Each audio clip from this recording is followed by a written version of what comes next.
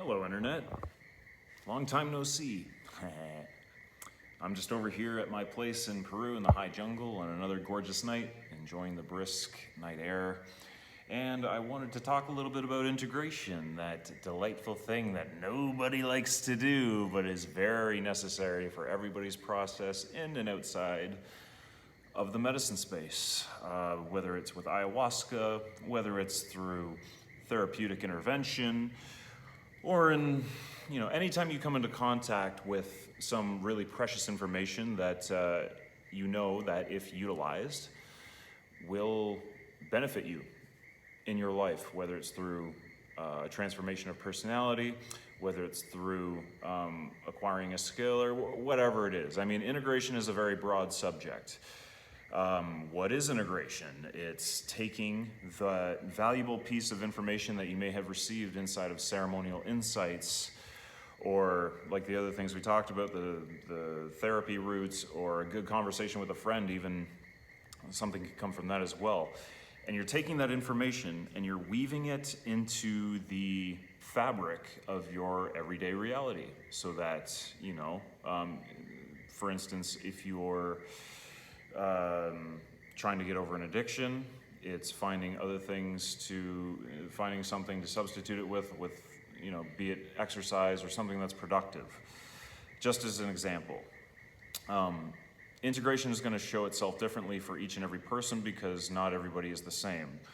I could share a little bit of a story about my own integration when it comes to anger management. So, even though I've been working with the medicine for a number of years, I still have a little bit of a temper sometimes. There can be things that don't align, that in my mind, they make things more of a headache than they need to be. And because of that, sometimes I have outbursts, and sometimes I can be kind of unpleasant to be around when I get into that state.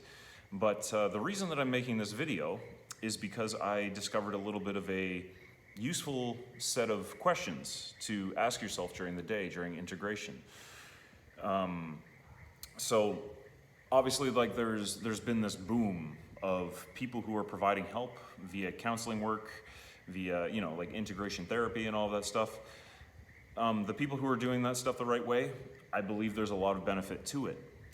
But at the end of the day, it is you as the individual who is responsible for implementing said integrational tools into your life. So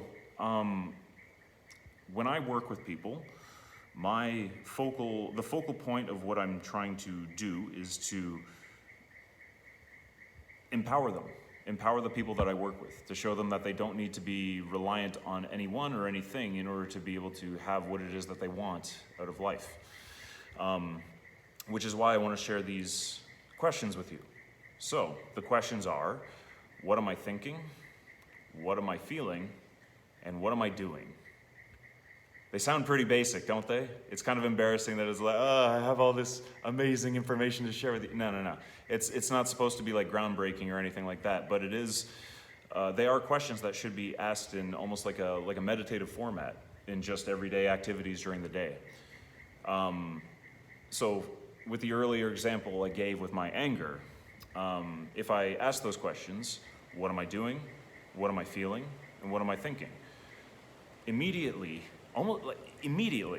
upon asking those kinds of questions, there's this detachment that happens where the higher self takes the wheel over my consciousness, and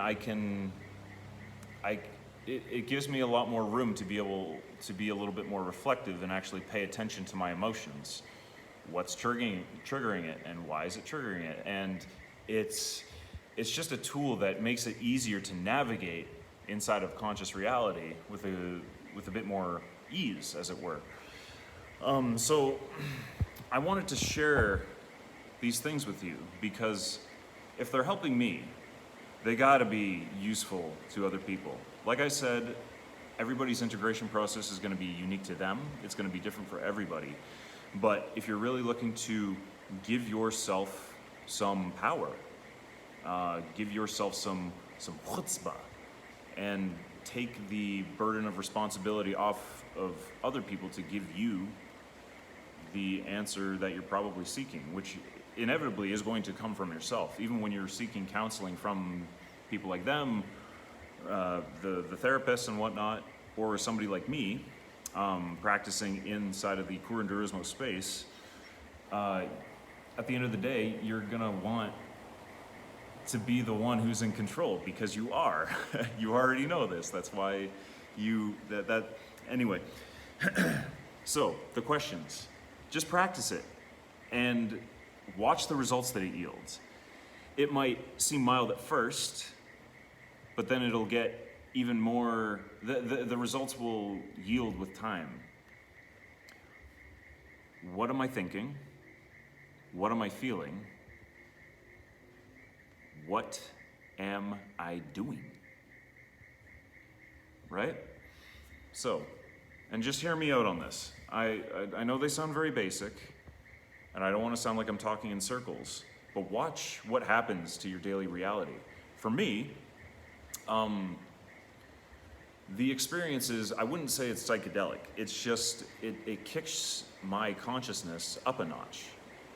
You start to become more aware of what is around you. You start to become aware of the emotional body, the energetic body, and the physical body, if that's where your attention is focused. And even the spiritual body. You begin to actually take into account the non-physical and non-corporeal aspects of your everyday existence.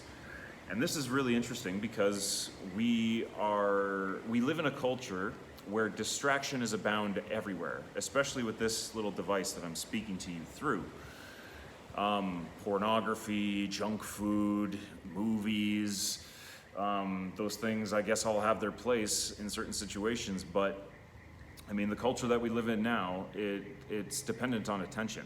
These things want your focus and they want your attention so that you can become, it can drain you, and then there are products or there are services that can get you out of that depression or whatever it may be. And so by just asking these questions, I'm going to say them again because I want to drill those into your head. What am I thinking? What am I feeling? What am I doing? And this can help a lot with productivity. It can help with emotional management. It can help with a whole myriad of things, man. It is, it's quite remarkable. It's very basic, and it's nothing special, right? But you don't need anything that's really special in order to empower yourself. You know, you have the power inside of you already.